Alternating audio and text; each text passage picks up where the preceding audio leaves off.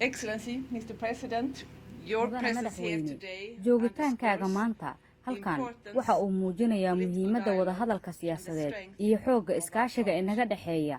wadahadalkan siyaasadeed ee aan maanta wadno waxa uu hoos yimaadaa qorshaha howlgalka wadajirka ah ee AU-da iyo Soomaaliya kaas oo la saxiixay sanadkii 2023. qorshahani waxa uu dubdhaxaad u yahay iskaashigeenna waxa uuna qeexayaa mudnaanta aan sida wadajirka ah ugu ansixinnay kuwaas oo ku salaysan saddexda tiir ee istiraatiijiga ah: siyaasadda loo dhan yahay, amniga iyo xasiloonida, kobaca dhaqaale iyo horumarka bulshada.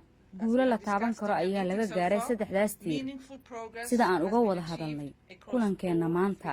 waxaan rabaa inaan si gaar ah ugu ammaano madaxweynaha iyo hay-adaha dowladda Soomaaliya dadaalka ay ku bixiyeen horumarinta ajandaha dhismaha dowladnimada, qaadashada mas'uuliyadda amniga qaranka iyo xoojinta maaraynta maaliyadda dadweynaha. Soomaaliya waxay maraysaa waqti adag oo ay la tacaalayso caqabado badan.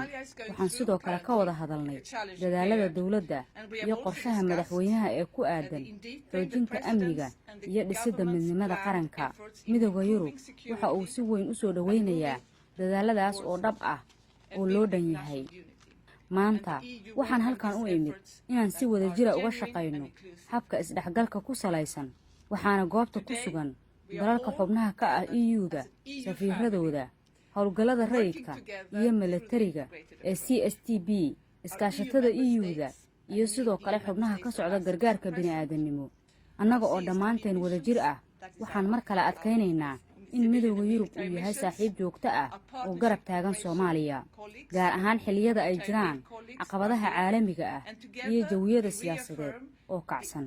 waddada hore loo marayo waxay noqon doontaa mid caqabad leh, waxayna u baahan tahay in Soomaaliya ay hoggaan ka noqoto dadaalada lagu gaarayo nabad loo dhan yahay iyo xasilooni si mustaqbal wanaagsan loogu dhiso shacabka Soomaaliyeed oo dhan.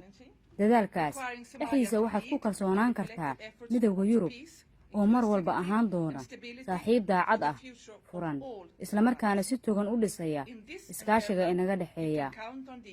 aad baad u mahadsan tahay mudane madaxweyne, sharaf ayay ii tahay inaan hadalka kuu gudbiyo. Thank you very much, Mr. President, and I have the honor to give you the floor.